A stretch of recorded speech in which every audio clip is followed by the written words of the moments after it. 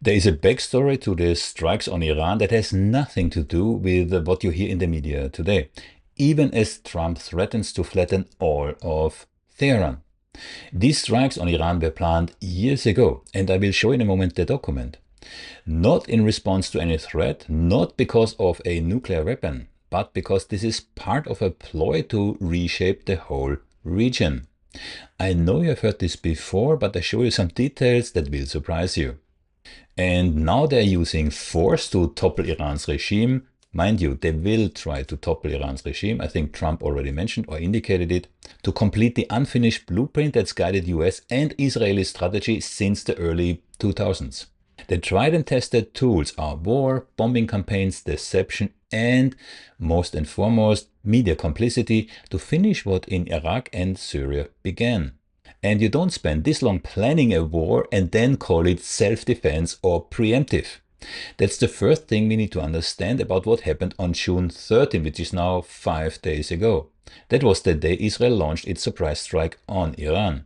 And that's also the very same day I sat down with Colonel Larry Wilkerson, virtually just as this all unfolded.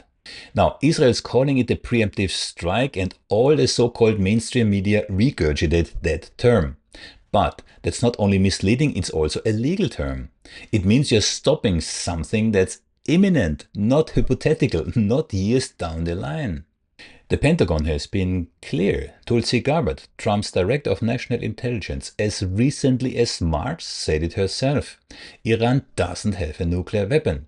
They are not building one, and they weren't preparing to strike Israel. Trump was asked about this while on Air Force One, and he replied in a classic Trump style, and I quote, "I don't care what she said." So let's drop the euphemism. This wasn't preemption. This was an execution. And the more we learn, the more obvious it becomes that this strike wasn't just planned, it was staged, step by step. A month-long deception campaign run jointly by Israel and the United States, designed to trick Tehran into believing diplomacy was at work. I'm talking about disinformation leaks, diplomatic theater. And I'm not the only one who's using this term. Think about California's governor. Media discussions that there was a rift between Trump and Netanyahu, or that Trump was holding Bibi back, give you that, to attack Iran. Netanyahu even pretended to be on vacation. Why? Because Iran's military leadership needed to feel safe. They needed to stay in one place. And they did, right where Israel wanted them. The point wasn't just to bomb Iran's infrastructure. It was to decapitate Iran's complete command structure. And they succeeded. You can't do that if the targets scatter. So you lie, you bait, you lull them into stillness. And then you strike. Now let's talk about the United States. Because while the US didn't pull the trigger, yet they absolutely set the stage. They shared intelligence, reinforced the narrative, actively helped run the con, and of course provided all the weapons.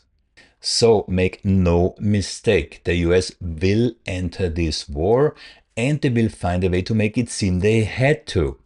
Trump will make you believe that he tried everything he could to get a deal, but Iran was just too great of a threat. And the headlines are already priming the public. They're already trying to prime you. US News wrote, "Will the US get pulled into the Israel-Iran war?" Get pulled into. That's a passive, as if the US had no other choice, which is absolutely ridiculous. So the writing's already on the wall. We just need someone sane to read it. Because once the fire started, someone's gotta find a reason to scream, Israel has the right to defend itself. The trick is finding or faking a reason. And here's where the ghosts of history start knocking, in case you think I make this up. If you have never heard about the USS Liberty, like 99% of all Americans, it's time you did. In 1967, during the Six-Day War, Israel actually attacked an American intelligence ship in international waters.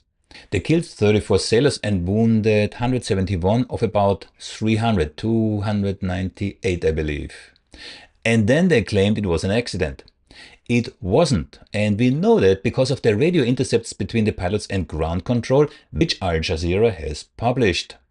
Even worse for the survivors, Washington covered it up and they got a gag order. Can you imagine? They were not even allowed to talk about it with their wives. I've interviewed Phil Turney, a survivor, if you're interested. You have to hear this story from him because it's so heinous. You wouldn't believe it otherwise. Links in the description. Now imagine that kind of incident, but flipped. What happens if a US base in Iraq gets hit by a missile that the US and Israel will say was an Iranian one? What if one of America's supercarriers gets hit, or better even sunk to destroy the evidence, by a supersonic missile?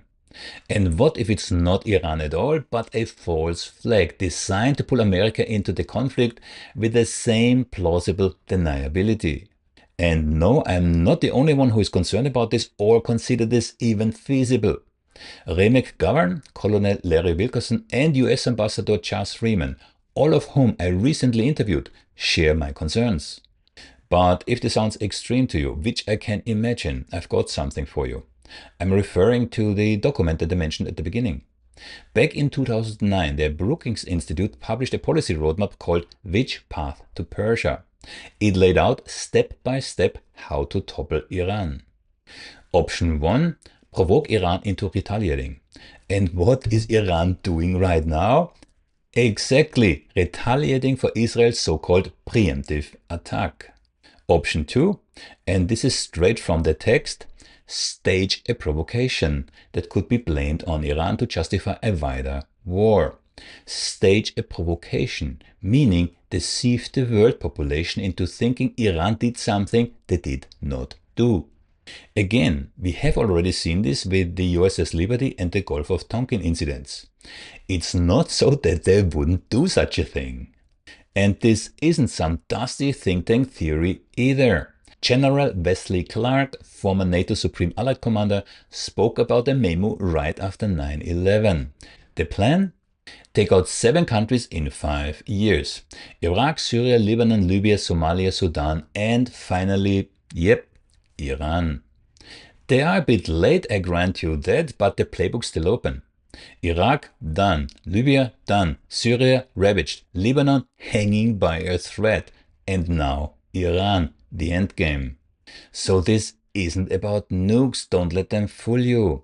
It's not about defense, and it's certainly not about self-defense of Israel. It's about maintaining control, about reshaping the region to maintain hegemony, US hegemony, and about narratives. That's why conversations like the one I had with Colonel Wilkerson matter. Because he has seen this before, virtually from the inside. He helped prepare the case for war in Iraq, and he watched it unravel. And now he's here again, watching the same machinery spin up. Only this time the stakes are even higher. And the lies and deception, they're much more sophisticated.